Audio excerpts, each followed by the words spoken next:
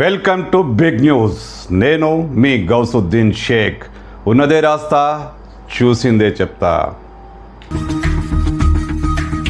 పర్యాటక ప్రాంతాల్లో జంటలు ఏకాంతంగా గడుపుతున్న దృశ్యాలను తన మొబైల్ ఫోన్తో చిత్రీకరిస్తున్నాడు. తాను కాకుంటే తన మరో మిత్రుడితో ఆ పని చేస్తున్నాడు.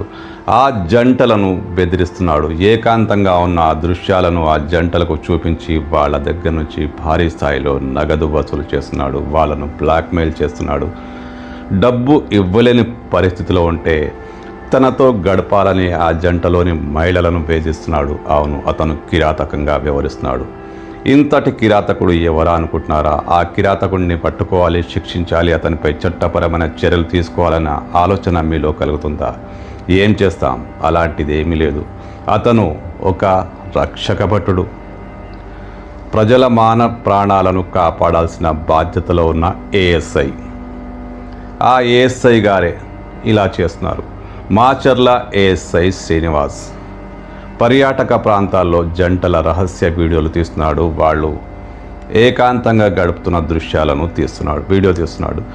పర్యాటక ప్రాంతాల్లో అసభ్యంగా ప్రవర్తిస్తే వారిపై చట్టపరమైన చర్యలు తీసుకోవాలి. అక్కడ అలాంటి పరిస్థితులను నివారించాలి. కానీ ఈయన అత్యంత రహస్యంగా పొదల మాటున దాక్కుని వీడియోలు తీస్తున్నాడు.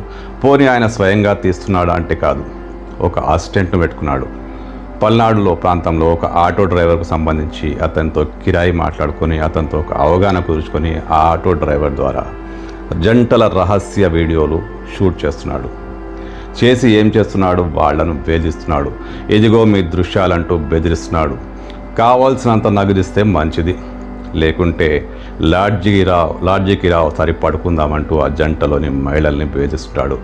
ఓ వ్యాపారి ఓ మహిళతో సన్నిహితంగా ఉన్న దృశ్యాలను చిత్రీకరించి అతని దగ్గర నుంచి లక్షల రూపాయలు వసూలు చేసినట్లు పల్నాడులో ప్రచారం జరుగుతుంది. మాచర్ల ఏఎస్ఐ శ్రీనివాస్ వ్యవహారం ఇప్పుడు ఏపీ పోలీస్ శాఖలో ప్రకంపనలు రేపుతోంది. జిల్లా ఎస్పీ స్వయంగా ఈ విషయాన్ని ధృవీకరించారు. అవును, అలాంటి ఫిర్యాదులు వచ్చాయని, అతనిపై చట్టపరమైన చర్యలు తీసుకుంటారేమో.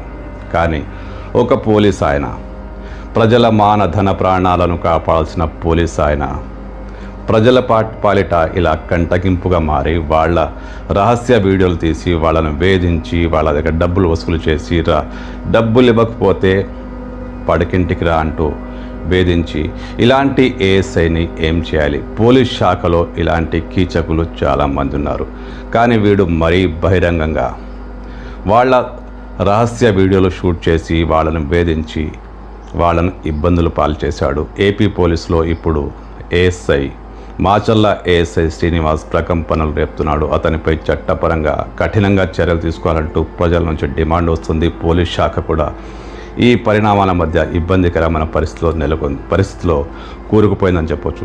ఇంతకీ పోలీసులు ఏం చేయబోతున్నారు? అతనిపై చర్యలు తీసుకుంటారా? అతన్ని అరెస్ట్ చేస్తారా? శిక్షిస్తారా? శాఖాపరమైన చర్యలతో వదిలేస్తారా? ఏమైతేనేం ప్రజల ప్రాణాలతో, ప్రజల ప్రాణాలతో, ప్రజల ప్రైవసీతో ఆడుకున్న ఈ కిరాతక ఏఎస్ఐని కఠినంగా శిక్షించాలని ప్రజలు కోరుకుంటున్నారు.